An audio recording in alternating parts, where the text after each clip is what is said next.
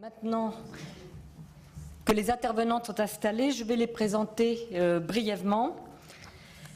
Catherine Achin est maîtresse de conférences en sciences politiques à l'Université de Paris 8 Saint-Denis et chercheuse au Centre de culture et sociologie urbaine et société urbaine.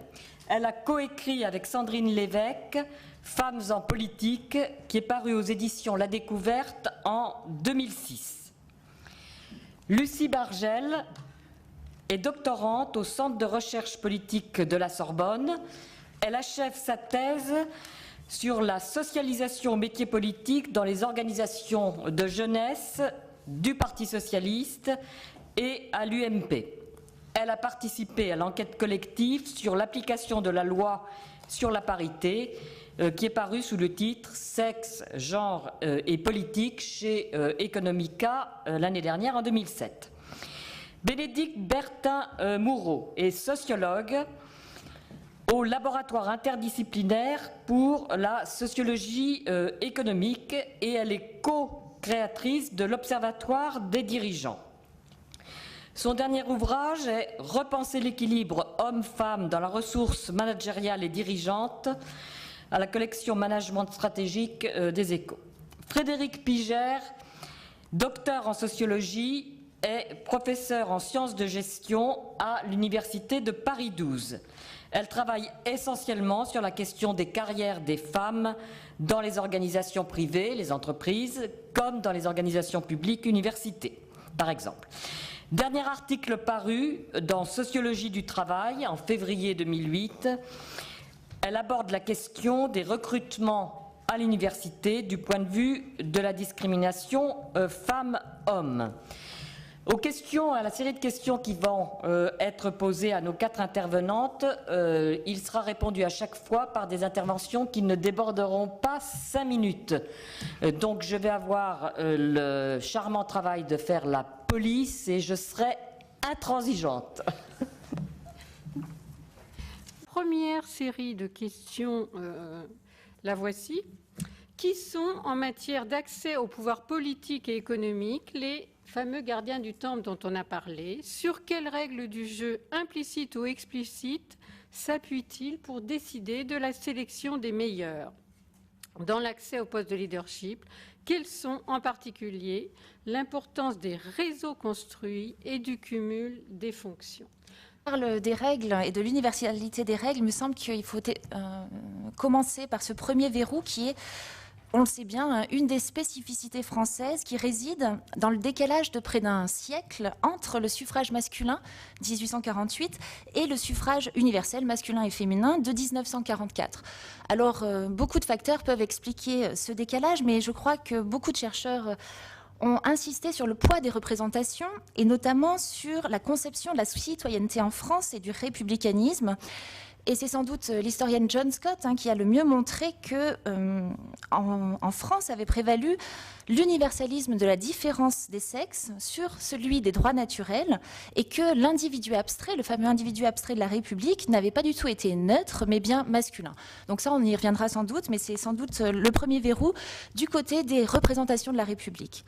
Ensuite, on le sait aussi, depuis 1944, n'importe quel citoyen ou n'importe quelle citoyenne est censé avoir accès aux mandats électoraux et aux fonctions politiques. Mais on le sait bien également, cette égalité formelle n'a pas suffi à assurer une égalité réelle entre les sexes en politique. Et là, je voudrais simplement mentionner les autres verrous à la professionnalisation politique des femmes qui sont toujours à l'œuvre, en dépit de la loi sur la parité, dont parlera ensuite Lucie Bargel.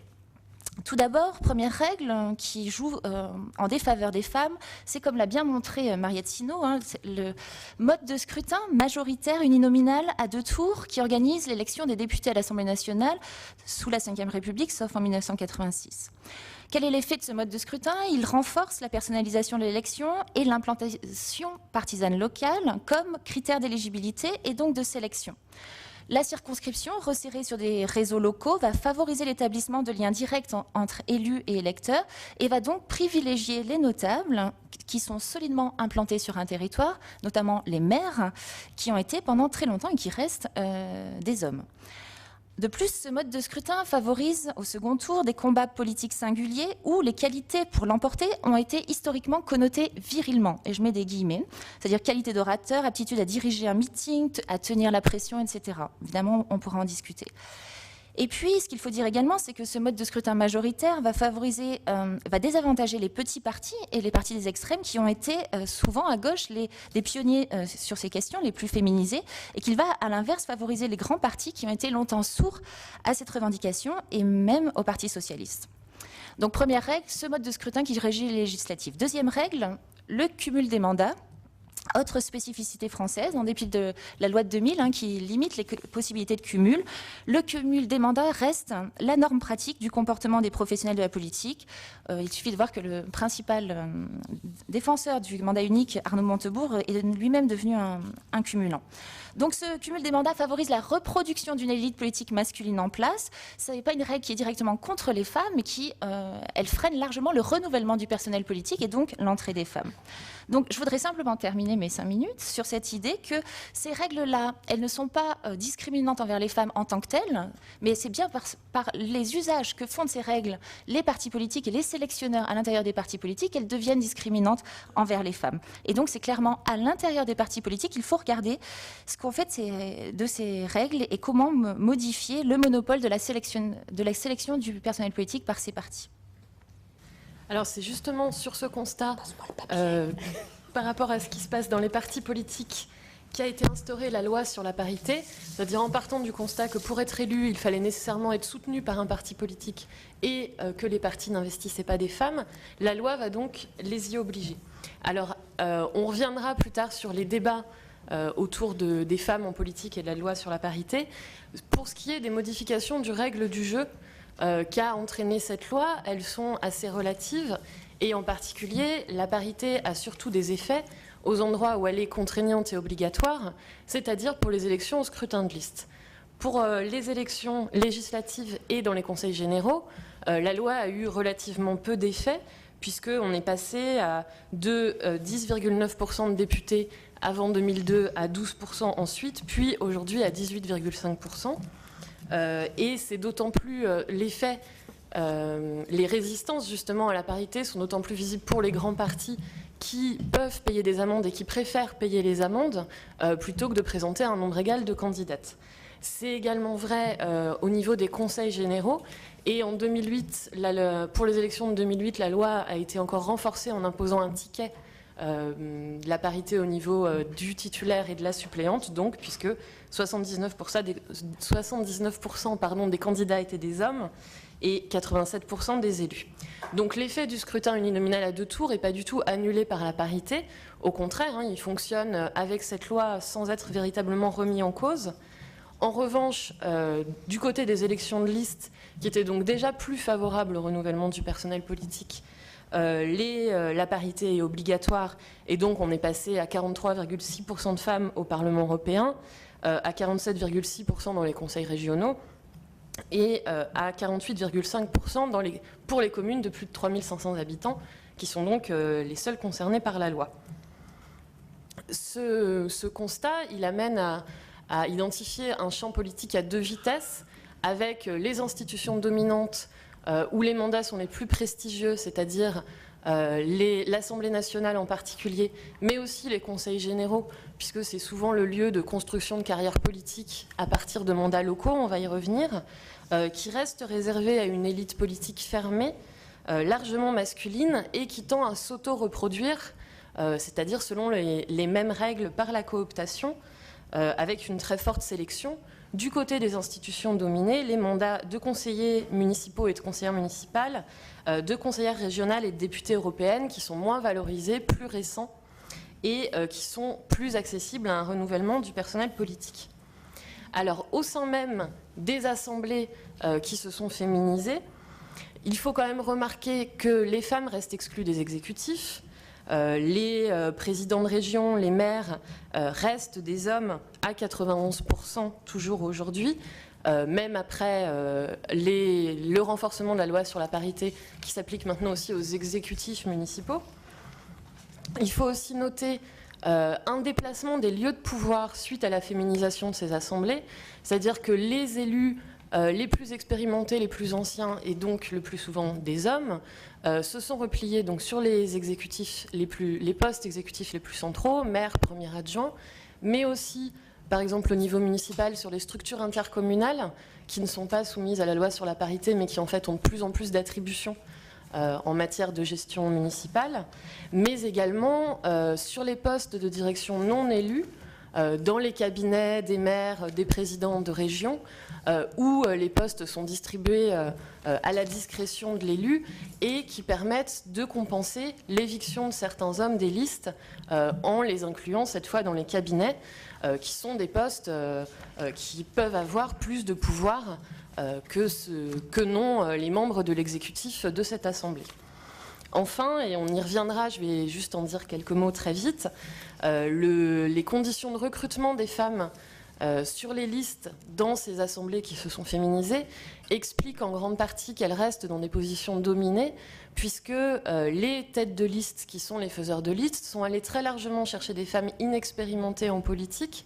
Et contrairement à ce à quoi on pouvait s'attendre, on remarque qu'il s'est agi plutôt de sortir les sortantes plutôt que les sortants, c'est-à-dire que les femmes qui étaient déjà élues avant la loi sur la parité ont été moins renouvelées que les hommes, puisque les têtes de liste sont allées chercher des femmes représentatives, entre guillemets, de la société civile, toujours avec des guillemets, c'est-à-dire qu'il y a eu une forme de double parité aux hommes, les hommes étant les représentants des partis et les femmes plutôt de la société civile, des associations, etc.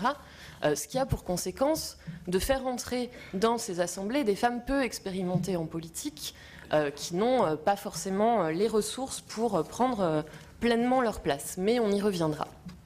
Moi, je me suis donc intéressée plutôt à l'accès au pouvoir économique et au pouvoir, on pourrait dire peut-être aussi intellectuel, en observant un petit peu les universités et les carrières en fait des femmes, donc à la fois dans les entreprises et dans les universités.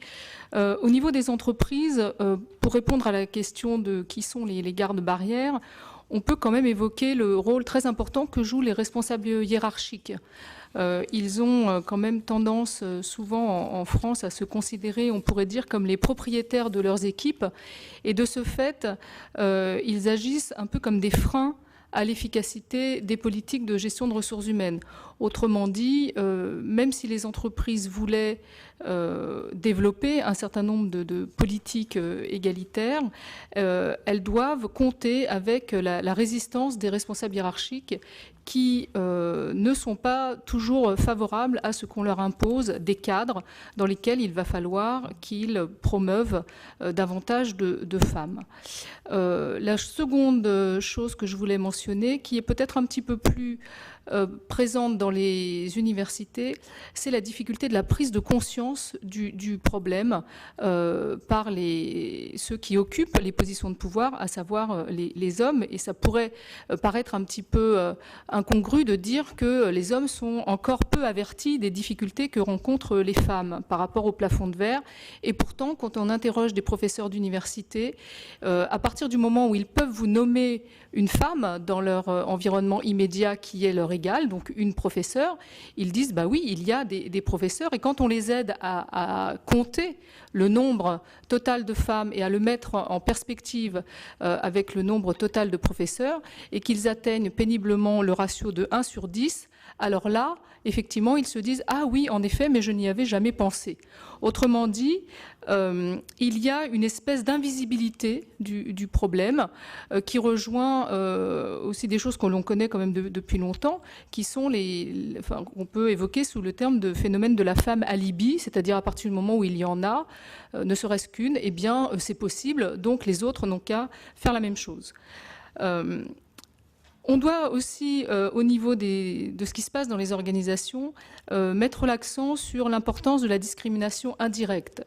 En fait, ce qui se passe, et ce serait beaucoup plus simple, en fait, je crois, s'il y avait une volonté délibérée et affirmée et reconnue, et assumer d'exclure les femmes. Mais c'est bien plus subtil que ça, c'est-à-dire qu'en fait, la plupart des règles que l'on édicte sont édictées sous un mode neutre.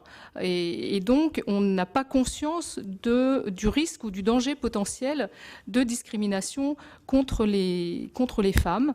Alors, ça passe, par exemple, par la manière de nommer les compétences requises pour accéder aux emplois les plus élevés dans la hiérarchie.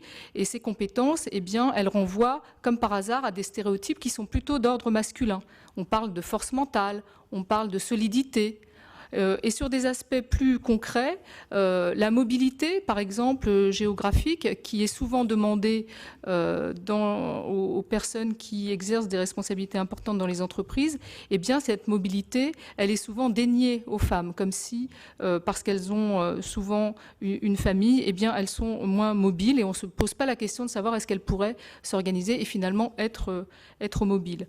Au niveau également des processus de recrutement, on doit aussi noter que la cooptation est moins favorable aux femmes car elles sont moins nombreuses et moins présentes dans les viviers. Et on sait en France quelle est la tendance naturelle, entre guillemets, à la reproduction, en particulier des élites. Donc finalement, et j'y reviendrai tout à l'heure, on est vraiment dans une lutte pour le pouvoir et on reparlera donc des atouts et des difficultés des femmes pour cette lutte. Je suis un petit peu ennuyée parce que je suis totalement d'accord avec ce que vient de dire Frédéric Pigère. Nous ne nous étions pas concertés. Je donne quelques éclairages. Je pense vraiment qu'au jour d'aujourd'hui, les directeurs des ressources humaines sont très conscients de ce besoin de parité, à quelques exceptions près, puisque dans une de mes études, il y avait un DRH qui m'avait accueilli en me disant votre sujet parité homme-femme, c'est un non-sujet. J'insiste à nouveau sur ce qu'a dit Frédéric en termes de... Les cadres et les hiérarchiques ne sont absolument pas conscients du faible taux de femmes. Maintenant que les femmes, le paradoxe, c'est que maintenant que les femmes arrivent quasiment à tous les postes, il y a très peu de postes qui leur sont interdites au jour d'aujourd'hui. Donc théoriquement, elles sont partout. Il suffit qu'une ou deux arrivent dans une équipe ou en haut de la hiérarchie pour qu'on dise, il y en a. Un certain nombre de cadres rencontrés me disaient, mais on a des femmes. Alors, oui, il y a Madame Dupont, et puis il y a Madame Henry, puis il y a... alors, ça fait combien comme pourcentage, ça? Donc, vraiment, la chose hyper importante, c'est de faire prendre conscience du faible pourcentage de femmes qui sont à des hauts niveaux dans les entreprises. Ça, c'est une première chose, mais cette prise de conscience est hyper importante. Parce que franchement, les cadres rencontrés n'en ont vraiment pas conscience. Ensuite, pour savoir quels sont les autres verrous, maintenant, effectivement, les verrous, c'est plus les diplômes que les femmes n'ont pas. Ça fait quand même un certain temps que je travaille là-dessus et il y a une vingtaine d'années, c'était parce que les DRH disaient, voilà, elles sont pas dans les postes de dirigeants parce qu'elles sont pas dans les grandes écoles, donc c'est pas possible. Donc il y a toujours ce système de réseau, mais ce système de réseau ne joue plus, sauf pour certaines grandes écoles qui ont encore très peu de femmes, comme par exemple Polytechnique. Mais par contre, les réseaux inter-entreprises et extra-entreprises qui se créent dans ces grandes entreprises, indépendamment même des réseaux d'écoles, les femmes n'y vont pas, ne s'y insèrent pas, donc ce qui fait que certaines entreprises ont créé des réseaux de femmes, mais les réseaux de femmes, elles sont un peu résistantes pour y aller, de même qu'elles sont très résistantes, et ça c'est par rapport à ce qui s'est dit en politique, pour les quotas.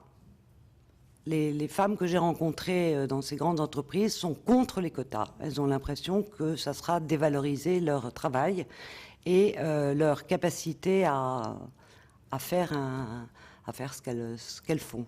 Donc, dans les entreprises, c'est pas des quotas, mais ensuite, il faut aussi... Il y a les freins qui sont les freins culturels dont on a parlé, des freins de stéréotypes. Une femme, c'est pas guerrière. On est dans des organisations guerrières avec une culture guerrière.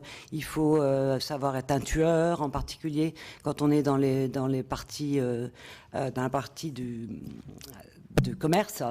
et commerce, il y a des conversations de commerciaux qui sont vraiment des conversations de guerriers. Donc les femmes, là, elles ont beaucoup de mal à s'y mettre. Donc il y a tous ces stéréotypes, et puis en plus, il y a toute l'organisation traditionnelle de ces grandes entreprises qui n'ont pas du tout tenu compte des femmes au départ, puisqu'il n'y en avait pas, ou il y en avait dans la population des ouvriers ou des employés, et qui aujourd'hui doivent revoir leur âge de haut potentiel, leur âge de mobilité, et qui doivent maintenant revoir tout ça. Je viens de terminer une étude avec la Société Équilibre sur les nouveaux pères, et je pense qu'effectivement, les nouveaux pères commencent à avoir des ambitions et des envies qui se rapprochent un tout petit peu des femmes, ce qui va peut-être les sauver et les faire venir en plus grand nombre. Voilà. On voit déjà qu'entre le champ politique et le champ économique, affleurer vraiment des choses tout à fait comparables en matière de cooptation, d'oligarchie des équipes dirigeantes, de stéréotypes sexués, de viviers sur lequel, j'espère, on reviendra tout à l'heure dans le quart d'heure qui nous restera, ou bien alors sous forme de questions à la salle. Mais on voit bien quand même le parallélisme entre les deux mondes, hein. Donc j'en arrive à la deuxième série de questions. Les femmes ont-elles, au même titre que les hommes, les critères de légitimité, de compétence et de notabilité qui sont exigés, entre guillemets, pour entrer dans la compétition au poste de responsabilité? Alors là seront évoqués à la fois l'aspect objectif, ont-elles les mêmes attributs, mais aussi l'aspect subjectif, se représentent-elles comme étant compétentes, légitimes pour concourir? Il faut donc insister, me semble-t-il, sur le vécu des représentations. Par définition, c'est un métier qui ne s'apprend pas, et donc c'est considéré comme un métier pas comme les autres, un métier de vocation, dans la mesure où il n'existe pas de diplôme qui valide le fait qu'on peut se présenter à une élection, ni même d'exigences explicitement formulées. Et c'est sans doute d'ailleurs ce qui fait aussi la spécificité de la sélection pour l'accès au métier politique. Comment faire reconnaître sa compétence quand on ne peut pas se targuer d'avoir tel diplôme, telle expérience qui valide cette compétence. Donc la définition des critères pour être compétent, elle est vraiment au centre des luttes et de la sélection pour l'accès au métier politique. Alors, si on regarde a posteriori, on peut quand même dégager des grandes tendances du recrutement du personnel politique. La première, qui est assez évidente, c'est la très forte sélectivité sociale et le fait que certaines professions sont des professions propices à l'activité politique. C'est le cas notamment des professions libérales, des médecins, des avocats, qui sont non seulement en haut de la hiérarchie des professions, mais aussi qui fournissent un réseau de clientèle qui peut être converti dans la compétition électorale. Le paradoxe de ce point de vue-là, c'est que si les femmes progressent dans tous les métiers qui sont propices à la profession politique, y compris du côté des avocates, des magistrates, des journalistes, etc., pourtant, elles ne progressent pas dans le métier politique. Pour comprendre ce paradoxe, il faut donc regarder non seulement le point de départ, mais aussi les trajectoires d'accès à la politique. Et là encore, si on regarde a posteriori, il y a 3 grandes filières d'accès au métier politique et en particulier d'accès au mandat de député qu'on peut identifier. La filière locale, la filière partisane et la filière centrale. Donc la filière locale d'abord, elle consiste à partir de mandats locaux à gravir progressivement tous les échelons de mandats électifs. Elle est donc traditionnellement la filière des professions libérales, justement, qui, à partir d'une réputation locale et de cumul des mandats, construisent progressivement une carrière politique. Donc, même après la parité, et ça me permet de revenir sur ce que je disais tout à l'heure, on voit que les femmes élues dans les conseils municipaux en 2001, en 2008, ont été très fortement renouvelées et ont très peu, entre-temps, conquis d'autres mandats. C'est-à-dire qu'elles cumulent moins et surtout qu'elles semblent peu parties, même si c'est encore très récent, mais elles semblent peu parties pour durer. C'est dû en partie aux conditions de leur recrutement, c'est-à-dire que, et aux contraintes pour le coup spécifique aux femmes qui sont des contraintes domestiques. C'est-à-dire que beaucoup de femmes qui ont été élues au municipal étaient retraitées avec des enfants déjà grands et donc déjà élevés, ce qui indique à contrario la difficulté pour des femmes avec des enfants jeunes à pouvoir s'engager. Mais donc la conséquence, c'est aussi que c'est des femmes relativement âgées qui ne vont pas se lancer dans une carrière pour laquelle il faut cumuler, non seulement en même temps, mais aussi dans la durée, plusieurs mandats. Donc c'est en gros un recrutement spécifique et un coût spécifique d'exercice du mandat pour les femmes qui font qu'elles se lancent moins dans cette filière locale. Et en tout cas, des premiers résultats qu'on peut voir de l'Assemblée des élections municipales de 2008, ça a l'air d'être parti pour renouveler à nouveau les femmes qu'on avait déjà renouvelées en 2001. Alors très très rapidement sur la filière partisane, qui consiste donc à grimper cette fois les échelons à l'intérieur du parti avant d'être présenté à des élections. Un des éléments importants sur cette question-là, y compris dans des partis politiques qui se disent féministes, là c'est pas une question de manque de conscience, c'est la division sexuée du travail partisan, c'est-à-dire le fait que les militants et les militantes ne font pas la même chose, que ceux qui prennent la parole sont plutôt des hommes et que celles qui écoutent sont plutôt des femmes, que ceux qui distribuent des tracts, qui prennent la parole en public, qui donc exposent publiquement leur corps, également dans les manifestations, ça fait partie du rôle politique, sont plutôt des hommes, tandis que les femmes sont tendanciellement reléguées à des tâches internes de fournir de l'attention à leurs camarades masculins.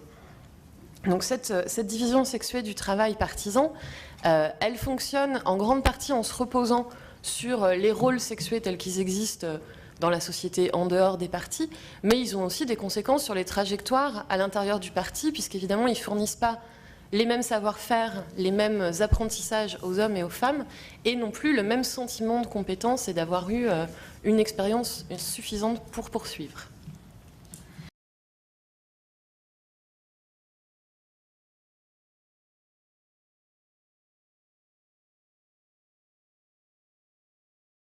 Et donc, comme nous sommes parfaitement coordonnés avec Lucie Bargel, je vais m'occuper de la troisième filière, parce que vous avez vu qu'il en manquait une.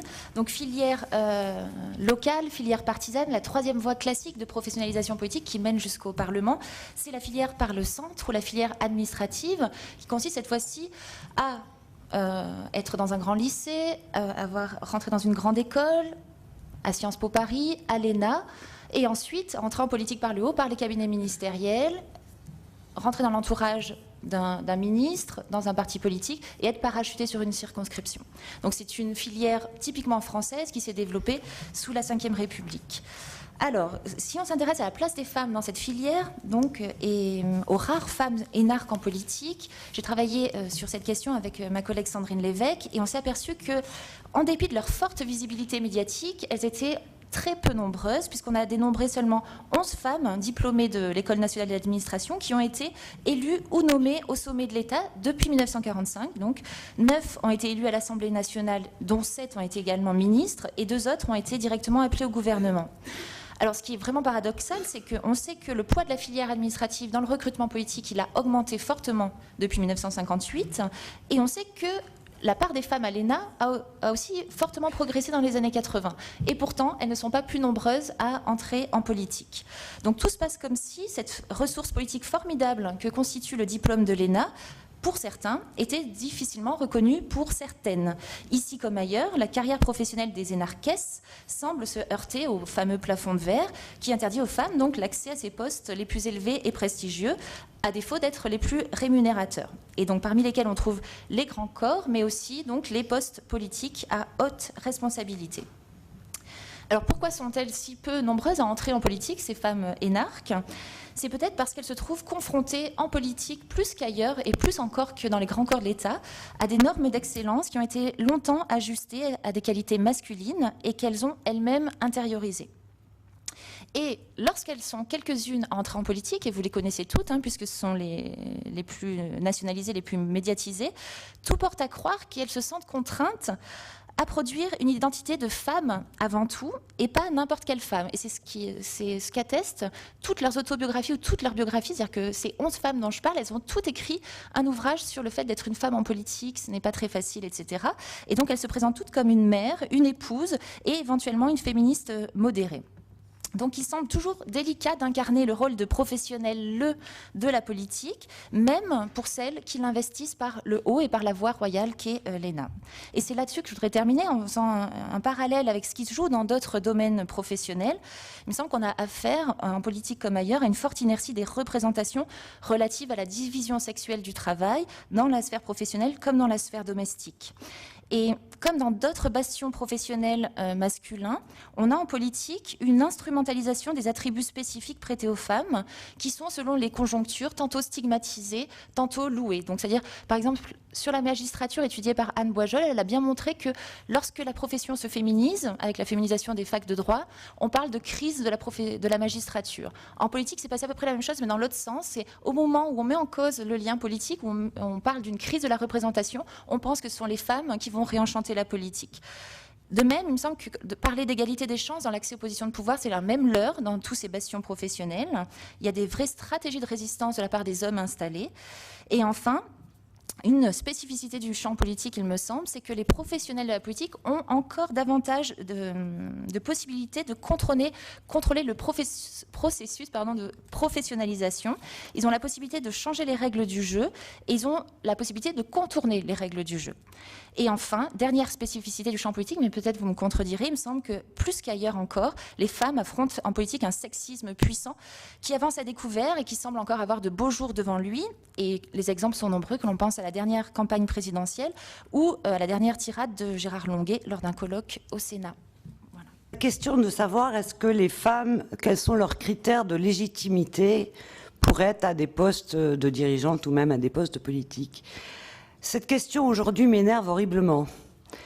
Est-ce que, pendant un temps, effectivement, il y avait des raisons, puisque les femmes n'allaient pas dans les grandes écoles et que les grandes écoles leur étaient fermées. Dans un système français où elles y vont largement et où elles sont même plus diplômées que les hommes, on ne comprend pas ce qui se passe et pourquoi on pose cette question. Est-ce qu'on s'est posé la question pendant des années et des années, c'est de savoir si les hommes blancs qui dirigeaient les grandes entreprises étaient compétents pour le faire. D'ailleurs, c'est un problème qui est excessivement difficile à résoudre.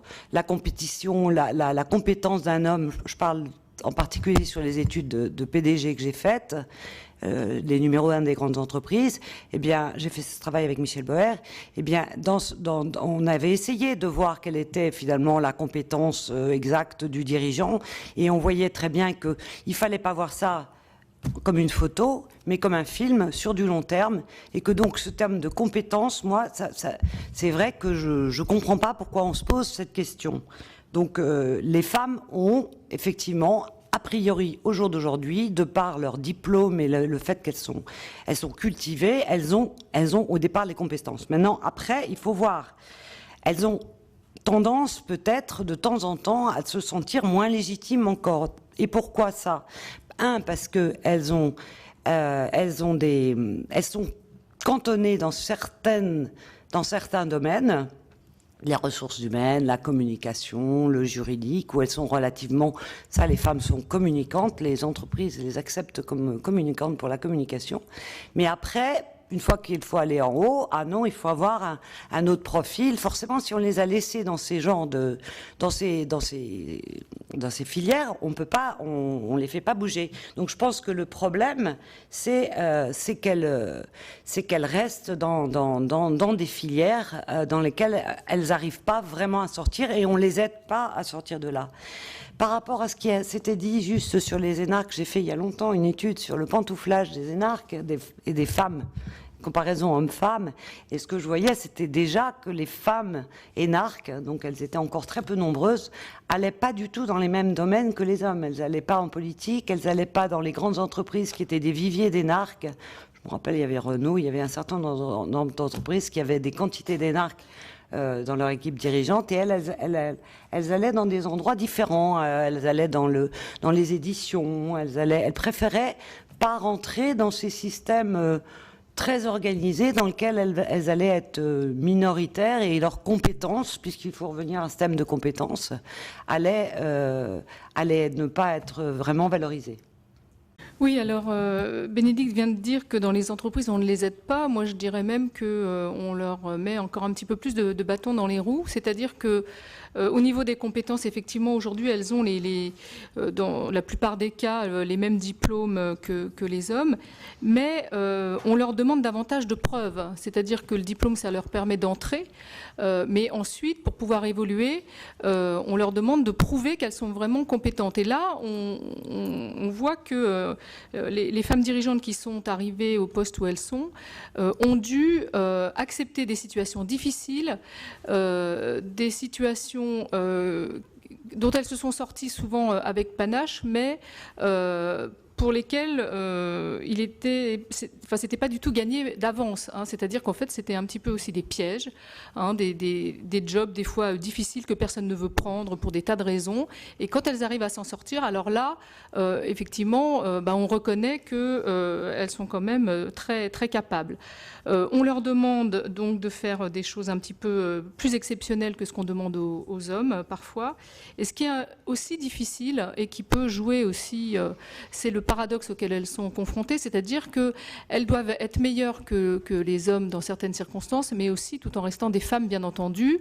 Alors rester des femmes, ça veut dire quoi? Ça veut dire qu'on doit respecter toute une série de codes, évidemment implicites, mais des codes vestimentaires, du maquillage, mais pas trop, de la gentillesse, mais pas de faiblesse, enfin des choses complètement, finalement, quand on regarde objectivement, on se demande comment on peut arriver à s'en sortir et à pas devenir complètement schizophrène. Alors, il y a une autre chose aussi, quand même, sur laquelle il faut insister, c'est de dire que, là aussi, c'est des choses qui sont peu dites, mais qui sont tellement vraies. C'est encore aux femmes, très largement, que revient la question de la responsabilité de la vie, on va dire, personnelle, si ce n'est familiale. Et c'est elle qui se pose la question de l'articulation avec la vie personnelle et la vie familiale. Et tout ça n'est jamais dit, mais c'est coûteux. C'est coûteux en temps, c'est coûteux en énergie, c'est aussi coûteux en argent, bien entendu, parce qu'il faut multiplier, organiser les modes de garde quand on a des jeunes enfants, par exemple. Et tout ça fait que les femmes ont souvent, peut-être plus que les hommes, une vision globale des choses. C'est-à-dire que les choses sont moins séparées entre le professionnel d'un côté et le privé de l'autre. Et du coup, elles se disent, est-ce que le jeu en vaut bien la chandelle? Et sur les aspects, entre guillemets, d'autocensure, on voit que ça peut jouer. Et s'il y a un certain nombre de femmes qui quittent finalement l'entreprise à 45, 50 ans, c'est aussi parce qu'elles n'en peuvent plus. Elles se sont battues, elles sont arrivées en haut, mais le prix à payer est trop cher, trop important, et donc elles préfèrent se retirer, créer leur job, créer leur entreprise, faire ça à leur mesure, plutôt que d'être toujours dans le conflit, dans la guerre permanente. Alors on pourrait peut-être finir sur une note un petit peu objective. Bénédicte parlait de films. On voit bien qu'il faut recontextualiser tout ça, c'est-à-dire que les arguments qui sont utilisés par les entreprises, eh bien, évidemment, ils changent en fonction des contextes. Et aujourd'hui, on nous dit on a besoin de talent, hein, on a besoin de... Et donc, on ne va pas se priver des femmes. Et donc là, on essaye à des tas de niveaux, hein, de faire en sorte que les femmes réapparaissent. Hein, les aspects démographiques, tout le monde les connaît. Il va y avoir beaucoup de cadres en particulier qui vont partir à la retraite. Et on ne peut pas se priver des viviers des femmes. Et je pense qu'on va peut-être recommencer à reconnaître qu'elles ont un certain nombre de compétences objectives. Transition, dire à quel point je ressens le parallélisme entre le champ politique et le champ économique, dans la mesure où il y a quelques années, j'ai fait une enquête quantitative sur les députés, hommes et femmes, et on voyait bien qu'effectivement, un certain nombre d'inégalités se construisaient à l'ombre de la vie privée, et notamment à partir du moment où il y a des enfants, et j'en dirais éventuellement plus en donnant des chiffres, mais il était frappant de voir que justement les députés qui disaient avoir renoncé à des responsabilités plus importantes pour cause d'enfants, eh bien, s'accroissait avec le nombre d'enfants. Voilà. Et donc là, c'est un point d'achoppement, hein, sur lequel il faudra revenir, car ça me paraît très important. Voilà, donc j'en arrive donc à la dernière question, qui est une question difficile, sinon une question piège. Y a-t-il un apport des femmes dans l'exercice du leadership et du pouvoir? Et si oui, quel pourrait-il être? Management au féminin, politique autrement, fausse interrogation ou vrai débat? La politique de l'entreprise, la définition du bien commun en politique serait-elle conçue différemment s'il y avait 50% de femmes parmi les dirigeants? Voilà les questions que je verse au dossier de vos enquêtes. Question de la pratique politique des femmes est éventuellement différente ou non de celle des hommes. Je trouve qu'elle est effectivement complexe. Alors je vais essayer de la contourner par 3 moyens. Tout d'abord en essayant de réfléchir à la définition et au fonctionnement de la représentation politique qu'on admet dans ce cas-là. Est-ce que les femmes élues au Conseil régional d'Île-de-France représentent les intérêts des femmes de la région Île-de-France? Est-ce qu'elles mettent en place des politiques publiques censées servir les intérêts des femmes? Est-ce que les femmes élues sont féministes? Et c'est toutes ces questions qu'il faut se poser. Il y a eu une chercheuse américaine qui s'appelle Catherine Opello, qui a travaillé sur le Conseil régional de Bretagne avant et après la parité, en se posant la question de est-ce que le doublement de conseillères régionales, qui est passé de 21 ou 22% à une quasi-parité, a eu un effet sur les politiques mises en œuvre par la région de Bretagne. Et elle a conclu oui. Alors elle avait plein d'indices pour définir ce qu'était une politique women friendly, c'est-à-dire sympathique pour les femmes, en tout cas qui sert les intérêts des femmes. Et en même temps, elle n'a pas pu démontrer que c'était grâce à l'action des conseillères régionales femmes. Elle avait montré que c'était surtout l'engagement de l'exécutif régional, des hommes comme des femmes, sur certains dossiers qui avaient été déterminants. Donc c'est une question extrêmement difficile. Deuxième manière de la contourner, je vais essayer de montrer que cette idée de politique autrement des femmes, elle fonctionne avant tout comme une croyance, mais une croyance qui a des effets. Et on l'a bien vu lors du débat paritaire et des affrontements autour de la question de la parité.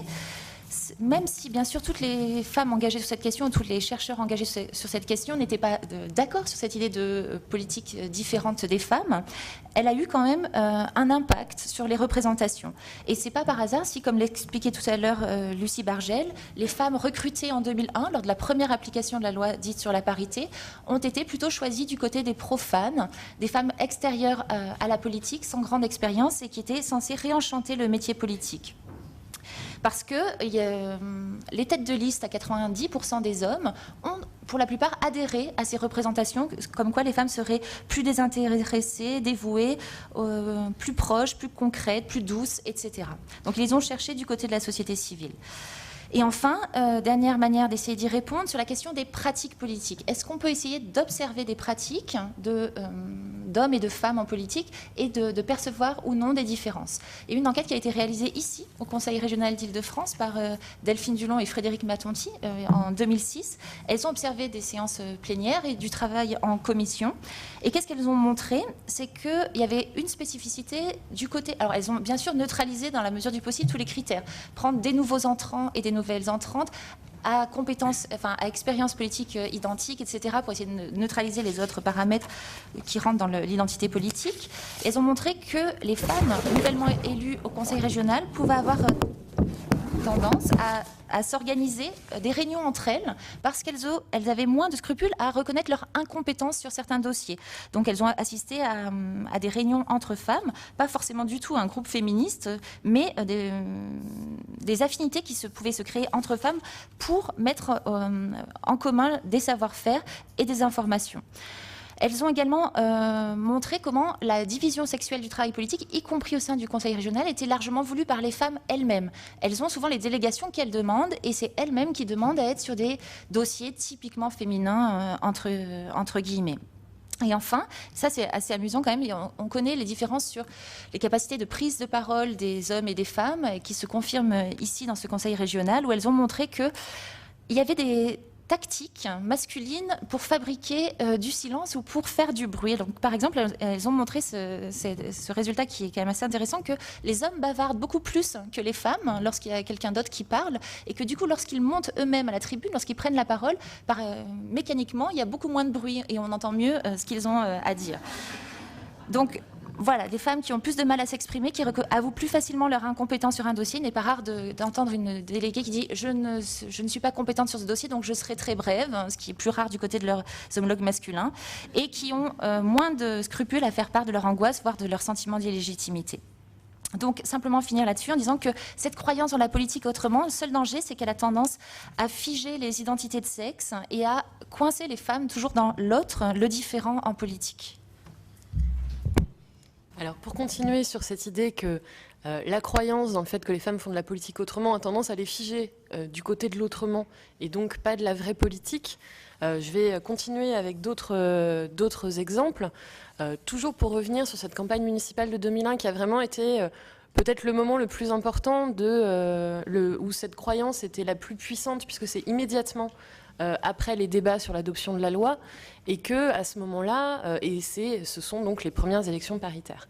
Le fait que les femmes aient été choisies pour leur ouverture au monde non politique, leur capacité d'écoute, d'attention aux gens, d'être plus extérieure aux enjeux de pouvoir et donc de pouvoir réenchanter la politique, cette identité-là a pu être valorisée au moment de la campagne. C'est-à-dire que pendant la campagne municipale, les femmes ont été très visibles. En revanche, elle s'est assez rapidement retournée. C'est-à-dire que quand il s'agit ensuite d'être sur les réels enjeux politiques, du coup, faire de la politique autrement n'est plus intéressant. Et d'une certaine façon, on peut parler de réenchantement de la politique à moindre coût pour le personnel politique en place, puisque les femmes qui faisaient de la politique qui sont censées faire de la politique autrement étaient donc censées réenchanter la politique, amener de nouvelles pratiques plus proches des gens, plus modestes dans le train de vie des institutions politiques, etc. Finalement, avec la parité et avec cette visibilité spécifique des femmes, les acteurs en place, c'est-à-dire en majorité des hommes, ont pu continuer à faire de la politique comme avant. Simplement, il y avait une petite place pour les femmes pour faire de la politique autrement. Cette thématique, elle se rejoue, cette croyance dans un rôle spécifique des femmes pendant la campagne présidentielle de 2007, où au départ, l'identité féminine qui est endossée par Ségolène Royal sur un certain nombre de thèmes semble plutôt une carte gagnante, semble en tout cas valorisante. Elle est plus à l'écoute des gens, participative, elle demande leur avis, elle est par conséquent moins arrogante, etc. Elle est plus modeste, elle va réduire le train de vie de l'État.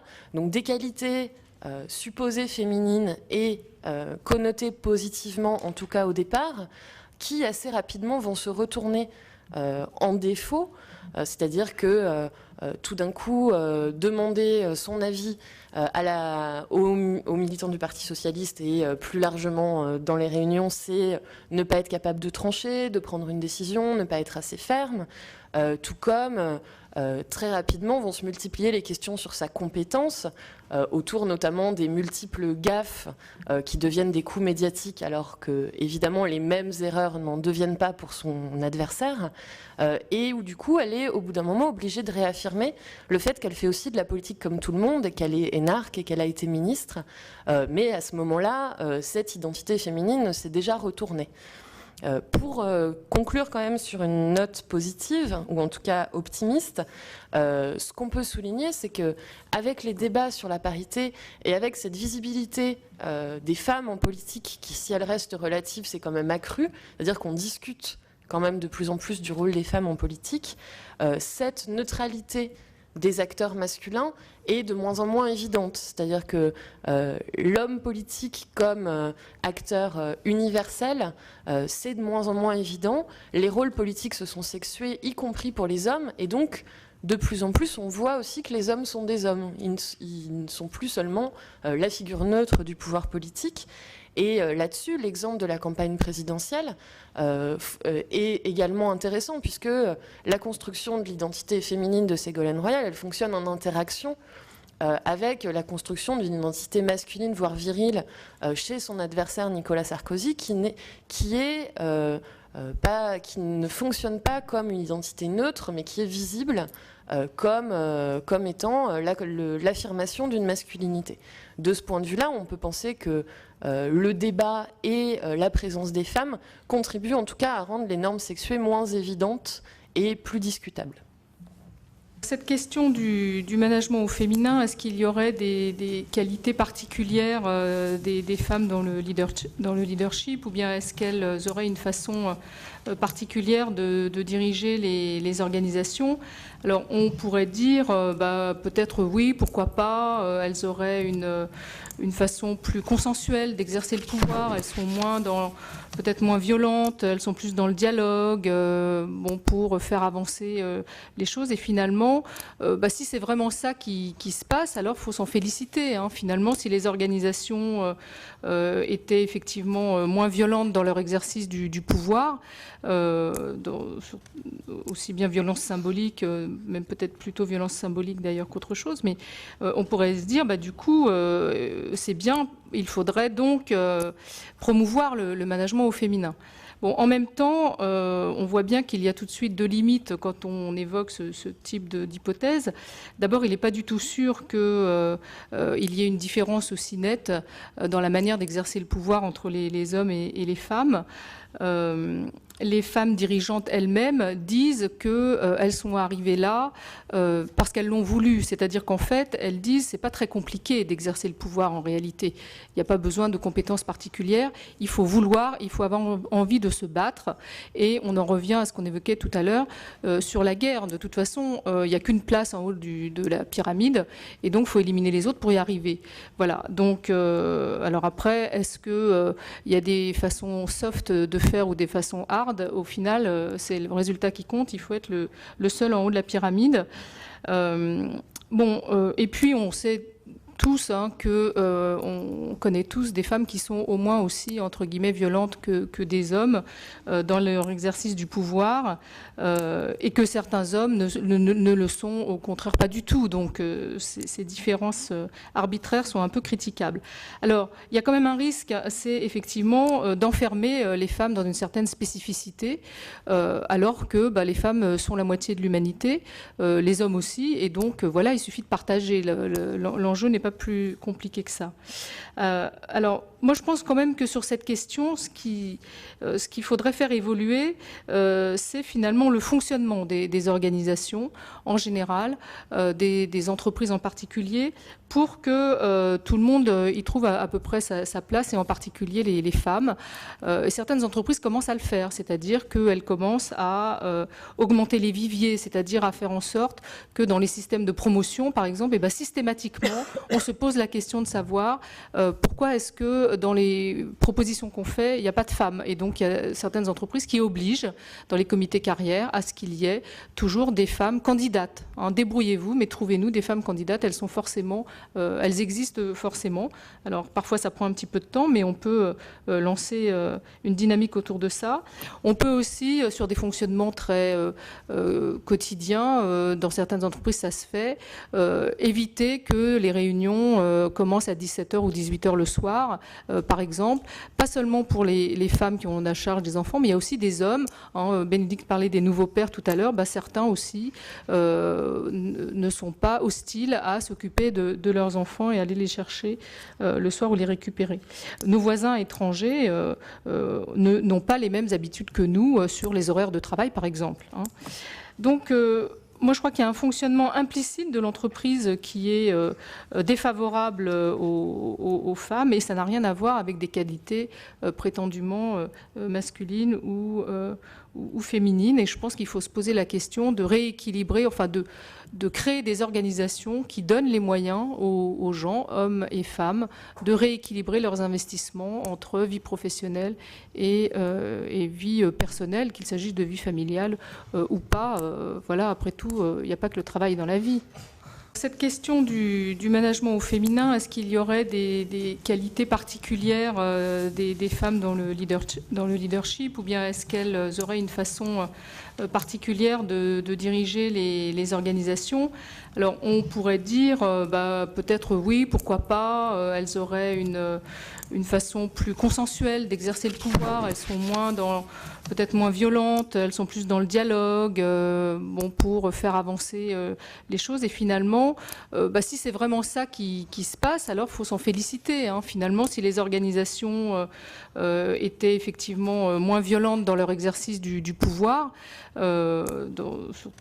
aussi bien violence symbolique, même peut-être plutôt violence symbolique d'ailleurs qu'autre chose, mais on pourrait se dire, du coup, c'est bien, il faudrait donc promouvoir le management au féminin. Bon, en même temps, on voit bien qu'il y a tout de suite deux limites quand on évoque ce type d'hypothèse. D'abord, il n'est pas du tout sûr qu'il y ait une différence aussi nette dans la manière d'exercer le pouvoir entre les hommes et les femmes. Les femmes dirigeantes elles-mêmes disent qu'elles sont arrivées là parce qu'elles l'ont voulu. C'est-à-dire qu'en fait, elles disent que ce n'est pas très compliqué d'exercer le pouvoir en réalité. Il n'y a pas besoin de compétences particulières. Il faut vouloir, il faut avoir envie de se battre. Et on en revient à ce qu'on évoquait tout à l'heure sur la guerre. De toute façon, il n'y a qu'une place en haut de la pyramide. Et donc, il faut éliminer les autres pour y arriver. Voilà. Donc, alors après, est-ce qu'il y a des façons soft de faire ou des façons hard? Au final, c'est le résultat qui compte. Il faut être le seul en haut de la pyramide. Et puis on sait tous on connaît tous des femmes qui sont au moins aussi entre guillemets violentes que des hommes dans leur exercice du pouvoir, et que certains hommes ne le sont au contraire pas du tout. Donc ces différences arbitraires sont un peu critiquables. Alors il y a quand même un risque, c'est effectivement d'enfermer les femmes dans une certaine spécificité, alors que les femmes sont la moitié de l'humanité, les hommes aussi, et donc voilà, il suffit de partager. L'enjeu n'est pas plus compliqué que ça. Alors, moi, je pense quand même que sur cette question, ce qu'il faudrait faire évoluer, c'est finalement le fonctionnement des organisations en général, des entreprises en particulier, pour que tout le monde y trouve à peu près sa place, et en particulier les femmes.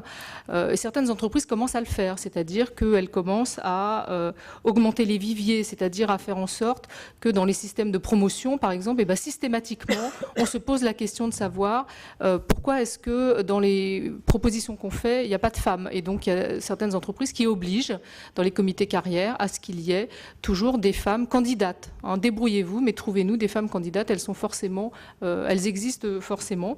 Alors, parfois, ça prend un petit peu de temps, mais on peut lancer une dynamique autour de ça. On peut aussi, sur des fonctionnements très quotidiens, dans certaines entreprises, ça se fait, éviter que les réunions commencent à 17h ou 18h le soir, par exemple. Pas seulement pour les femmes qui ont la charge des enfants, mais il y a aussi des hommes. Hein, Bénédicte parlait des nouveaux pères tout à l'heure. Certains aussi ne sont pas hostiles à s'occuper de leurs enfants et aller les chercher le soir ou les récupérer. Nos voisins étrangers n'ont pas les mêmes habitudes que nous sur les horaires de travail, par exemple. Hein. Donc, moi, je crois qu'il y a un fonctionnement implicite de l'entreprise qui est défavorable aux femmes, et ça n'a rien à voir avec des qualités prétendument masculines ou féminines. Et je pense qu'il faut se poser la question de rééquilibrer, enfin de créer des organisations qui donnent les moyens aux gens, hommes et femmes, de rééquilibrer leurs investissements entre vie professionnelle et vie personnelle, qu'il s'agisse de vie familiale ou pas. Voilà, après tout, il n'y a pas que le travail dans la vie. Moi, je dis que les femmes, elles ont déjà rendu un grand service dans les entreprises parce qu'elles ont été un fantastique laboratoire d'idées sur la diversité. Ah, maintenant, on parle énormément de la diversité, on parle de comment intégrer les étrangers, comment intégrer les seniors, comment intégrer... Et donc, tous les travaux que les entreprises ont commencé à mettre en place, en tout cas tous les travaux de réflexion qu'elles ont commencé à faire pour les femmes, elle va servir aux hommes, aux cadres pairs, aux étrangers, à la différence. Donc je pense que déjà, c'est un apport de la féminisation des entreprises. Maintenant, sur la question très précise, le management au féminin, je crois que je suis la plus âgée de cette table ronde, et donc je peux dire que ça fait longtemps que je travaille sur ce sujet des femmes dirigeantes. Au début, il n'y en avait pas. Mais ce qu'il y avait, c'est que les femmes au début, elles clonaient totalement les hommes. C'est-à-dire qu'elles ne voulaient absolument pas qu'on puisse voir qu'elles étaient femmes. Elles parlaient jamais de leurs enfants, elles ne parlaient pas de leur mari. Enfin, elles étaient vraiment, il fallait qu'elles soient dans le moule masculin de l'entreprise dans laquelle elles étaient. Alors qu'aujourd'hui, on voit au contraire des jeunes femmes qui en veulent, enfin qui veulent vraiment avoir le pouvoir, mais qui n'ont aucune envie d'avoir la vie de ces modèles antérieurs de femmes qui restaient, qui étaient souvent seules et qui restaient très tard le soir, comme tous les hommes qui n'étaient pas seuls et qui avaient beaucoup d'enfants, mais qui eux restaient aussi très tard le soir. Mais je pense que les choses sont en train d'un peu s'inverser. Je vais peut-être me répéter, mais de par l'attitude des hommes et des nouvelles femmes diplômées qui n'ont pas du tout envie de sacrifier quoi que ce soit. Elles veulent tout, elles veulent le pouvoir et en même temps des enfants et s'en occuper. Et voilà. Donc elles veulent tout, donc elles ne veulent surtout pas avoir le même modèle. Donc je pense que dans les entreprises, il n'y a pas suffisamment encore de modèles diversifiés de femmes qui ont réussi. Et sans doute en politique, ça doit être un peu pareil.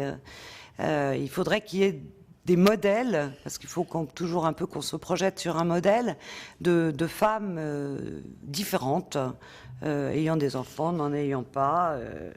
Et voilà. Et puis ensuite, alors pour terminer, je pense qu'au jour d'aujourd'hui, alors qu'il n'y a pas encore tellement de femmes, en tout cas dans le cadre économique, il n'y a pas énormément de femmes qui arrivent à des postes importants, mais il y en a quand même de plus en plus. Et les DRH me parlaient de... Maintenant, il allait falloir rassurer les hommes. Parce qu'ils commencent déjà à dire « Ah oui, celle-là, on l'a pris parce qu'il fallait prendre une femme et parce que ci et pas cela. » Et donc, tout le travail difficile des DRH, maintenant, c'est de leur dire « Bon, mais écoutez, voilà, il y a vous avez des enfants, elles ont des enfants. Maintenant, ce qui était leur... particularité peut-être dans leurs différentes manières de gérer quand elles étaient dirigeantes, c'était justement de savoir articuler les tâches. C'est-à-dire elles étaient à la fois au bureau et en même temps elles répondaient aux profs de leurs enfants, etc., puisqu'on s'adressait qu'aux femmes. Donc elles avaient une très bonne manière, et dans l'entreprise ça servait, d'articuler un certain nombre de choses et de ne pas être monotâche, comme sont certains hommes. Et donc maintenant, voilà, vous allez cette qualité qui n'est pas une qualité féminine, mais qui est une qualité du fait que c'est elle qui s'occupe des enfants, elle va maintenant, si vraiment le phénomène des nouveaux pères se développe, et ben voilà, c'est en vraie concurrence et il y aura une vraie égalité des deux côtés. Donc je pense que là maintenant, on est un peu à un tournant. Il n'y a pas encore énormément de femmes, mais ça bouge avec les seniors aussi. Comment on va organiser les carrières des seniors, comment on organise les carrières du jeune père qui veut rentrer le soir à 7h30 pour s'occuper de ses enfants, d'abord parce que lui en a envie et ensuite parce que sa femme qui travaille aussi le lui demande. Donc j'espère là qu'il y a un côté un peu optimiste qui va faire bouger les choses. Donc, ce qui vous est proposé, c'est qu'il y ait un premier débat entre les différentes intervenantes sous la houlette de notre modératrice de choc, Mariette Sinaud, et puis ensuite un débat avec la salle pour que vous puissiez vous exprimer. Bon, il y a de nombreux éléments qui ont été évoqués, très intéressants, avec toujours des parallèles, je trouve, très frappants Là, ce que vous venez de dire, Bénédicte, me fait penser à ce que j'ai pu trouver en politique, avec effectivement, auparavant, des femmes qui voulaient vraiment taire toute différence avec les hommes et qui, dans les nouvelles générations, veulent une stratégie d'accumulation. Et par le fait même, je dirais que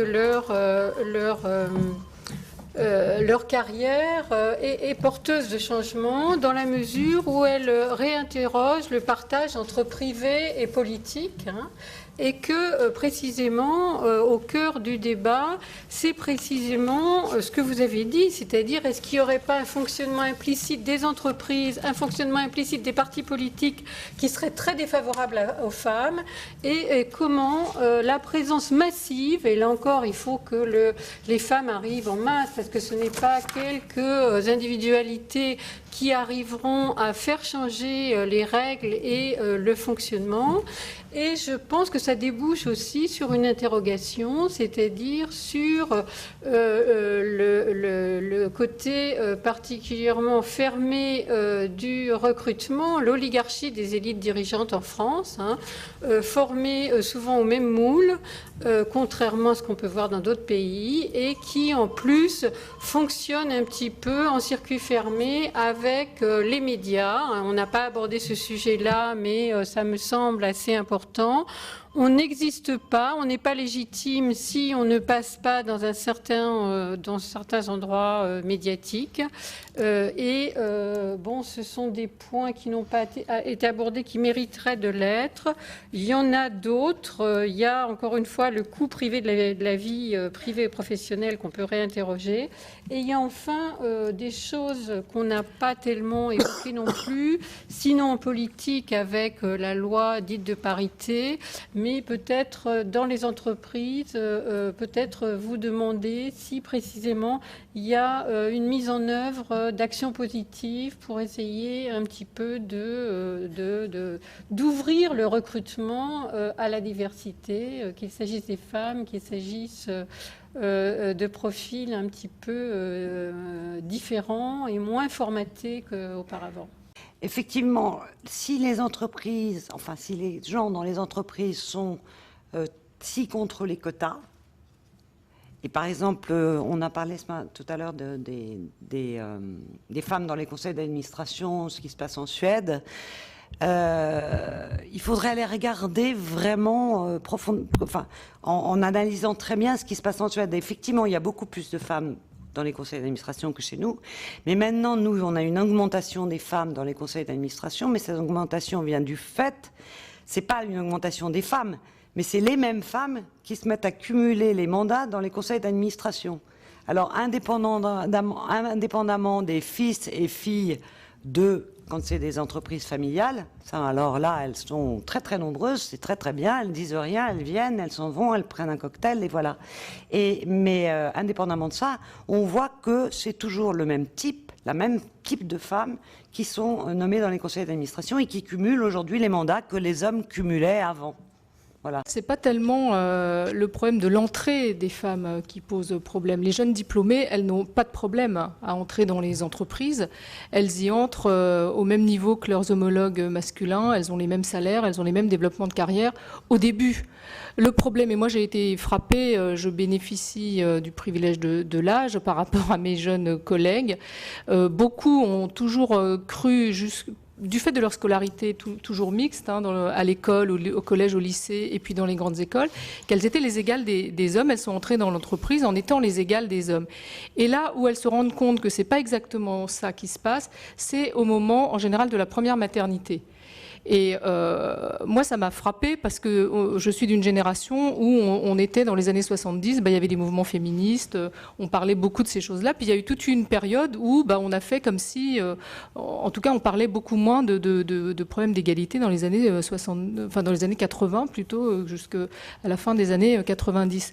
Et donc ces jeunes femmes, elles se sont aperçues que, au moment d'avoir des enfants, quand elles revenaient dans les entreprises, soit elles étaient sur des voies de garage, soit leur carrière, c'était plus le même développement que pour les hommes. Ce qui est frappant aussi, c'est de voir à l'université, la parité, elle est quasiment acquise au niveau de l'entrée, c'est-à-dire au niveau des maîtres de conférences, quelles que soient les disciplines. En revanche, le passage au niveau professeur, on en est toujours en moyenne à entre 15 et 18% de femmes professeurs à l'université, toutes disciplines confondues. Donc le problème, c'est bien un problème de plafond de verre, c'est bien un problème d'accès au pouvoir, si on peut appeler ça pouvoir, en tout cas d'accès aux échelons hiérarchiques les plus élevés. Et ça évolue peu. C'est pas tellement le recrutement qui est en cause, c'est après, c'est l'évolution hiérarchique. Je voudrais juste dire un mot pour rebondir sur ces questions de vie privée et de vie familiale. Dans les enquêtes qu'on a menées auprès d'élus locaux, dont c'était le premier mandat, en fait, ce qui est assez frappant, c'est que plus que les enfants, ce qui pose problème, c'est le conjoint. C'est-à-dire qu'on a rencontré un certain nombre de femmes qui avaient des enfants jeunes qu'elles élevaient sans conjoint, et donc qui se débrouillaient pour les faire garder par la famille d'une manière ou d'une autre, et à qui ça posait pas spécialement de problème, c'est-à-dire que les enfants se plaignaient un peu parfois, ils pouvaient râler, bon, mais globalement, ça se passait bien. En revanche, ça posait beaucoup plus de problèmes à celles qui avaient des enfants jeunes et un conjoint, qui donc n'étaient pas contents qu'elles s'en occupent moins qu'avant, puisque de fait, les réunions étaient tard, les conseils municipaux le sont le soir, etc. Et même pour les femmes qui n'avaient pas d'enfants ou des enfants qui ne vivaient plus avec elles, on a eu plusieurs cas de conflits très forts avec leur conjoint qui aboutissaient à « tu démissionnes ou je te quitte ». Et c'est vraiment pas des cas exceptionnels, c'est-à-dire qu'on l'observe statistiquement à l'Assemblée nationale que les femmes élues sont plus non mariées que les hommes. Là-dessus, alors qu'on s'attendait qu'en général les raisons avancées par les femmes et ce à quoi on peut s'attendre, c'est que ce sont les enfants qui posent problème. Le plus souvent, en fait, c'est la répartition des tâches concrètes avec le conjoint, mais aussi sans doute la répartition des rôles symboliques. C'est-à-dire que les conjoints deviennent le mari de la première adjointe et qu'évidemment, c'est des changements de statut symbolique qui sont aussi pas simples à négocier. Pour essayer d'insister sur le fait que en politique, et peut-être au sommet des entreprises, il est toujours difficile d'être une femme. C'est-à-dire on est toujours soit trop femme, soit pas assez. Et dans un article avec Elsa Dorlin, qui est philosophe, on avait essayé de travailler sur les figures stéréotypiques auxquelles sont systématiquement ramenées les femmes en politique. Et on avait constaté qu'il y en avait 3 qui étaient également discriminantes. Soit on ramenait les femmes à la figure de la courtisane, celle qui est là parce qu'elle a usé de sa sexualité, elle a usé de son corps pour arriver là. Par exemple, c'est le stigmate qu'on a collé à Édith Cresson, ou voire même à Elisabeth Guigou. Deuxième figure stéréotypique, la king, la femme homme à l'identité sexuelle douteuse, qui porte pantalon, qui n'a pas d'enfant, qui n'est pas vraiment une femme. On a pu ramener à cette figure Martine Aubry ou encore Michèle Alliot-Marie. Et enfin, la régente ou la mère, la maman en politique, qui ne règne jamais que de manière provisoire et qui est là parce que ces hommes tirent les ficelles par derrière auxquelles elle va bientôt laisser la place. Et en fait, ce qu'on a pu, sur les différentes stratégies, y compris médiatiques des femmes en politique, on constate que quels que soient leurs efforts, quelle que soit leur stratégie, soit de pionnière, soit de différenciation, elles sont tout le temps ramenées à ces trois clichés, ces 3 stéréotypes. Et il est très difficile d'inventer une féminité en politique qui soit combative et qui soit féministe. Il est difficile de tenir cette figure-là. On va peut-être passer au débat avec la salle. Si vous avez des questions, je vous propose qu'on en prenne plusieurs questions et puis qu'on puisse y répondre éventuellement en joignant certaines questions. Qui se lance ? Bon, sur la question vie publique, vie privée, je voudrais faire des petits commentaires en disant que effectivement, les jeunes femmes s'inscrivent dans une stratégie de cumul. Alors, effectivement, elles ont des diplômes, elles veulent faire carrière, elles veulent un conjoint, elles veulent des enfants. Simplement, on s'aperçoit que, là encore, c'est beaucoup plus difficile pour une femme de cumuler que pour un homme et que dans le domaine politique, je l'ai observé très strictement, pour un député homme, avoir une épouse, c'est un atout, hein, parce qu'en plus, l'épouse, elle peut aider, elle peut en plus aider dans les activités de représentation de son mari, à recevoir des gens, etc., etc. Alors que pour une femme députée, avoir un mari, c'est souvent un obstacle. Et ça se traduit souvent par le divorce. Et là, moi, je voudrais rappeler quelques chiffres, enfin, il n'y en a pas beaucoup, mais qui en disent long quand même sur la concurrence vie publique, vie privée chez les deux sexes. Ça, c'était il y a 2 législatures, mais je pense que c'est toujours plus ou moins dans ces mêmes eaux. Sur le mariage, il y a 56% de femmes députées seulement. Les hommes, il y en a 84%. Donc, la situation normale d'un député homme, c'est d'être marié, pas chez les femmes. Les divorces, c'est 20% chez les femmes contre 4% chez les hommes. Sur les enfants, il y a 81% seulement des femmes qui ont des enfants. 90% des hommes en ont. Et quant aux familles nombreuses, c'est-à-dire à partir de 3 enfants, eh bien, les femmes députées, elles étaient un peu plus d'un tiers seulement à avoir 3 enfants ou plus, alors que c'était le cas de 46% des hommes. Par conséquent, on voit là bien à travers ces chiffres qu'il n'y a pas symétrie dans le coût de la vie privée et la facilité accumulée. En ce qui concerne, bon, je réponds et après je laisserai la parole à d'autres. En ce qui concerne l'intervention qui consistait à dire que les femmes prenaient des risques en ayant des maternités de plus en plus tardives, je pense que jusqu'à un certain point, c'est difficile de parler de problèmes de santé publique, sachant que la France est au premier rang des pays européens pour le taux de fécondité ayant dépassé l'Irlande et que par conséquent, c'est un problème général qui fait qu'effectivement, il y a un retard de l'âge à la première maternité, hein, on le constate. Néanmoins, elles font encore les femmes font des enfants. Alors, y a-t-il pression sociale pour qu'elles fassent des enfants?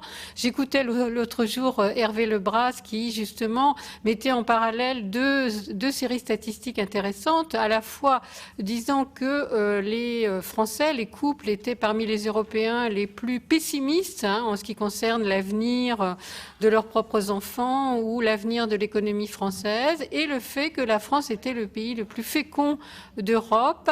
Et on a toujours tendance à dire que le fait de faire des enfants est un signe d'optimisme.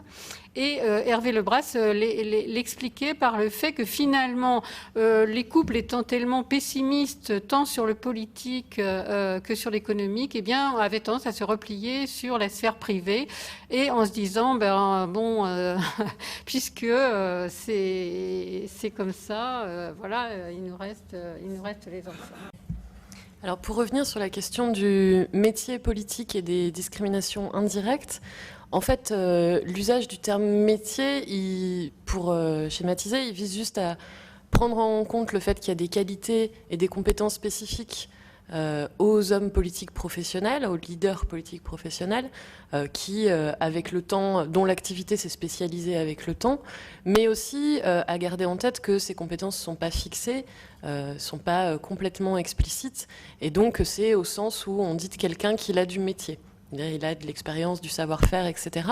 Et précisément sur ces questions de discrimination indirecte, c'est bien le fait que tant les compétences attendues que l'apprentissage de ces compétences se fait très largement sur un mode implicite, qu'on trouve de la discrimination pour le coup indirecte, c'est-à-dire y compris, et dans le cas par exemple des organisations que j'étudie, dans des organisations féministes et paritaires, où donc dès qu'il y a un groupe collégial de prise de décision, il est paritaire, ça n'empêche pas un certain nombre de mécanismes de sélection tacite, alors qui sont autant d'ailleurs sociaux que sexués, c'est-à-dire que les deux fonctionnent ensemble.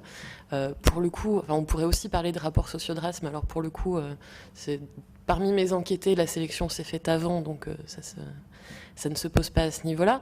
Mais en tout cas, puisque c'est des attentes implicites auxquelles il faut répondre, ça veut dire que socialement, il faut avoir les dispositions, il faut avoir été formé pour comprendre ces attentes implicites qui sont socialement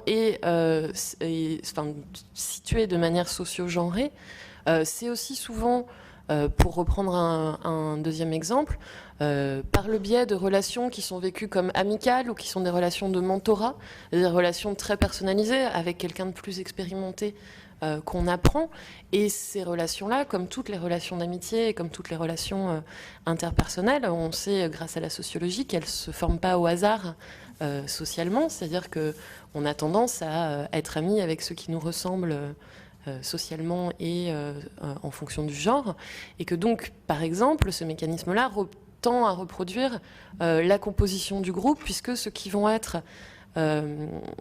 pris en charge par des plus anciens pour intégrer le groupe vont avoir tendance à ressembler à ceux qui sont déjà et à ceux qui sont déjà les plus expérimentés. Là-dessus, il n'y a pas besoin que d'un côté, il n'y a pas besoin d'une volonté ni même d'une conscience de la discrimination pour que ça fonctionne. C'est le propre d'un système de domination qui fonctionne bien que de ne pas avoir besoin de la conscience ni des dominants ni des dominés. Donc c'est effectivement sur ces apprentissages implicites et qui peuvent sembler anodins, mais qui, mis bout à bout, forment effectivement des discriminations. Sur le vote du Sénat, à la fois ses suites et ses applications, parce que ce n'est pas forcément évident que ce sera aussi positif. Moi, je sais pas, je pense que le Sénat va le voter, mais ça me paraît pas très révolutionnaire, parce que c'était déjà dans la Constitution de 58. Donc alors, bon, je veux bien, on refait une loi, il va y avoir un amendement, mais franchement, bon, s'ils ne le votent pas, il n'y a qu'à leur envoyer la Constitution de 58, dans laquelle il y a quasiment la même chose. Dit autrement, enfin... On n'arrête pas en France d'avoir le fil à couper le beurre, de redécouvrir des choses qui sont déjà dans les lois. Moi, j'ai quand même bien regardé les lois depuis le temps que je travaille là-dessus, et ça fait longtemps qu'elles se répètent, elles se répètent et se répètent. Donc le problème, il n'est pas dans la loi, le problème, il est dans l'application de la loi et dans la manière dont on crée des observatoires pour faire avancer les choses. Voilà. J'émets un avis divergent sur l'importance stratégique que le Sénat vote cet amendement. Je pense que ce n'est pas gagné de la part du Sénat, parce que pour modifier la Constitution, il faut dans la Ve République que la loi soit votée dans les mêmes termes par les deux assemblées. Par conséquent, on sait que le Sénat, il y a une majorité de droite ad vitam aeternam, puisque le mode de scrutin fait que la gauche ne peut pas y devenir majoritaire, pratiquement, même si je schématise. Donc ça, c'est une chose, que c'est une assemblée, on le sait, particulièrement conservatrice. Et quant au fait que ça ne changera rien, je ne suis pas d'accord avec vous, parce que précisément le problème, il est là que le Conseil constitutionnel a censuré une loi posant des quotas, et par conséquent, le problème, il est de contourner, comme on l'a fait dans le domaine politique, la censure du Conseil constitutionnel. Et par conséquent, il est de mettre, non pas dans le préambule, un principe vague, il est dans un article de loi de dire que ce qu'on a mis en politique, qu'on vote le principe d'égal accès des hommes et des femmes au monde économique, et ce qui est un préalable pour voter une autre loi qui ne pourra plus être censurée par le Conseil constitutionnel. Donc l'enjeu, il est de taille, si vous voulez. Où sont les pénalités ? S'ils ne respectent pas la loi, les entreprises ne respectent pas la loi, quelle est la possibilité ? Ah, mais pour l'instant, la loi n'est pas votée. On va d'abord réviser la Constitution. Il faut aussi qu'il y ait, quelque chose autour de s'ils ne font pas. Parce qu'on voit bien que même dans tous les problèmes d'action, d'actionnaires, etc., ils ne respectent pas la loi. Ils n'arrêtent pas de ne pas la respecter. Il y a peut-être un autre argument, un juriste très malin, au moment de la loi, du vote de la loi qui favorisait la loi dite sur la parité en politique, a argué de cette loi pour interdire la parité dans les jurys, par exemple, en disant que précisément cette loi a été faite uniquement pour le domaine politique, et par conséquent, elle était extrêmement, elle qui devait avoir un effet d'entraînement, eh bien, elle était complètement retournée contre les femmes, puisqu'elle interdisait la parité partout ailleurs. Donc, puisqu'il faut mettre les points sur les i sur ce juriste qui était un homme d'ailleurs, ne vous en étonnez pas, il vaut mieux mettre les points sur les i. À chaque fois que, effectivement, est posée la question des quotas ou des objectifs chiffrés, ce qui est tout à fait l'objectif de cette disposition, d'abord annulée par le Conseil constitutionnel et maintenant qui est... C'est au fond l'argument selon lequel cela contrevient au principe du mérite et de la compétence. Alors c'est quand même assez intéressant, sur le plan vraiment très profond du terme, de s'imaginer que parce que on va effectivement nommer de manière contraignante un certain nombre de femmes à des postes, à des positions, on va forcément tomber sur les plus incompétentes d'entre elles. C'est quand même pas de chance. Et ça fait quand même très longtemps que cet argument du mérite, qui vient s'opposer à l'argument de la statistique, bon, en plus, a déjà été posé au niveau de la communauté européenne, c'est-à-dire que l'action positive au niveau européen, c'est une action qui va effectivement contenir des objectifs chiffrés et qui va être donc une action volontariste pour le sexe sous-représenté, mais à égalité de mérite. Et à chaque fois, on nous ressort cet argument du mérite et de la compétence. Et moi, personnellement, c'est pour ça, effectivement, contrairement à Bénédicte, que je pense que c'est absolument fondamental. Il faut qu'on en sorte. Il faut qu'on en sorte. La compétence est là, le pouvoir n'est pas là, et donc il faut qu'on sorte de cet argument complètement, mais surréaliste, encore une fois, qu'on va systématiquement prendre... celles qui seraient donc pas compétentes, je ne sais pas par quelle folie, je veux dire, on irait se diriger justement vers les incompétentes, au moment du choix... Moi, je suis juste sceptique sur les applications après. Voilà. Oui, mais enfin bon, symboliquement, c'est quand même très important, à mon avis. Organiser les femmes politiques entre elles, et justement, parce qu'en fait, les hommes se retrouvent en réunion et discutent de leur stratégie depuis toujours sans s'en rendre compte. Donc, pourquoi les femmes ne se retrouveraient pas entre elles aussi pour ce type de stratégie? Et justement, pas seulement dans une logique défensive ou dans une logique de féminisme victimaire. Comme on est victime, on va essayer de se regrouper pour s'entraider à mieux prendre la parole. Je crois qu'à un moment donné, c'est se retrouver dans un groupe autonome où on fait le constat d'une discrimination objective et où on met en place les moyens de réagir et de lutter. Et donc, c'est ce qui se passe dans d'autres partis politiques à l'étranger. Par exemple, en Allemagne, dans le Parti social-démocrate, on a historiquement une organisation des femmes en interne qui dispose de places garanties sur les listes électorales, qui dispose d'un budget autonome, qui dispose d'une vraie puissance à côté de l'organisation des jeunes et à côté de l'organisation des ouvriers. En France, on a l'organisation des jeunes dans les partis politiques, mais on n'a pas l'organisation des femmes. Ou alors on a des commissions sans réel pouvoir et sans ligne autonome et sans capacité à se faire entendre dans le parti. Et je crois que c'est par là que ça passe. C'est-à-dire l'invention d'un féminisme politique sans avoir honte de ce féminisme-là, sans être dans un féminisme victimaire. Et ça aussi, ça rejoint l'autre question qui avait été posée là-dessus, c'est on est en train de la faire quand même. L'histoire, elle a commencé il y a longtemps, on est en train de la découvrir. On a malgré tout de plus en plus d'enseignements du genre et de sociologie du genre. Et je crois quand même que les étudiants aujourd'hui, ils ne peuvent plus passer à côté de la sociologie du féminisme. Ils entendent ça et limite, parfois, ils trouvent ça sexy. Ça peut arriver. Voilà. Oui, juste pour faire le pont avec ce qu'il vient de dire par rapport aux entreprises. Alors, excuse-moi Rachel, je suis allée très vite tout à l'heure, je suis tout à fait d'accord, évidemment. Mais il faut prendre les deux, c'est-à-dire à la fois augmenter le recrutement et continuer derrière à faire évoluer les femmes aussi. Donc, par rapport à qu'est-ce que les femmes font pour aider les femmes aussi en entreprise, j'avais posé la question aux femmes dirigeantes que j'avais interviewées, qui toutes avaient parlé à un moment ou à un autre d'un mentor et d'un homme qui les avait aidées. Et l'une m'avait dit, moi j'ai voulu à mon tour aider une jeune femme et je me suis fait rembarrer. On m'a dit, mais qu'est-ce que vous faites? De quoi vous occupez-vous? J'ai une mère, j'ai pas besoin de vous.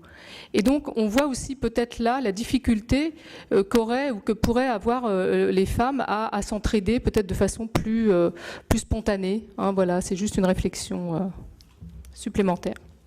Peut-être deux mots sur les modes de garde, parce que j'avais travaillé aussi sur ce sujet-là. Il y a effectivement des pays qui sont en pointe, et notamment les pays scandinaves, qui à la fois ont des congés parentaux qui sont des genres d'assurance enfant, c'est-à-dire que, en gros, ces congés sont proportionnels au salaire antérieur. C'est 80 ou 85% du salaire antérieur. Et on fait la différence par rapport à notre APE à nous, qui équivaut à un demi-SMIC, autrement dit, qui ne s'adresse pas aux femmes cadres, qui s'adresse aux femmes les moins qualifiées, les moins payées, et qui en réalité est une incitation à faire entrer au foyer ce type de femmes et des études ont montré qu'elles avaient toutes les difficultés après à se réinsérer sur le marché de l'emploi.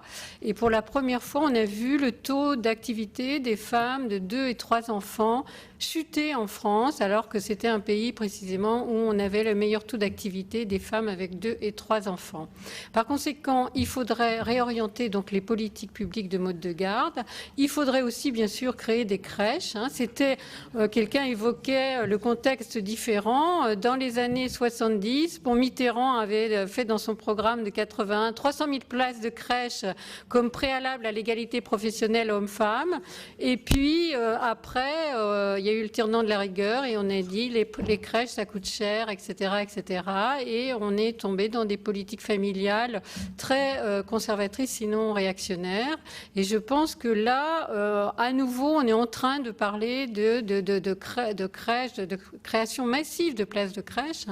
Et je pense que c'est tout à fait un préalable à l'égalité homme-femme qui, sinon, sera une pure chimère. D'autre part, les nouveaux pères, effectivement, il y en a sûrement. Simplement, je pense que dans un couple biactif dont chacun veut mener une carrière jusqu'au sommet, on ne peut pas le faire à deux. Il faut qu'il y en ait un qui s'efface pour que l'autre puisse aller au top. Il peut y avoir des aménagements dans un couple. Tantôt, oui, c'est ce que j'ai vu dans mon étude sur les nouveaux pères, enfin sur les pères cadres supérieurs dans des grandes entreprises. J'ai vu qu'effectivement certaines modalités de couple faisaient toi. En ce moment, moi, je mets un peu ma carrière en retrait et après, ça sera toi. Et ça, je trouve que c'est indispensable parce que de toute façon, c'est pas possible de faire une double carrière en même temps. Mais on voit ça commencer. Je veux dire, c'est un frémissement. On n'en est pas encore à avoir tout ce mode de dialogue de couple.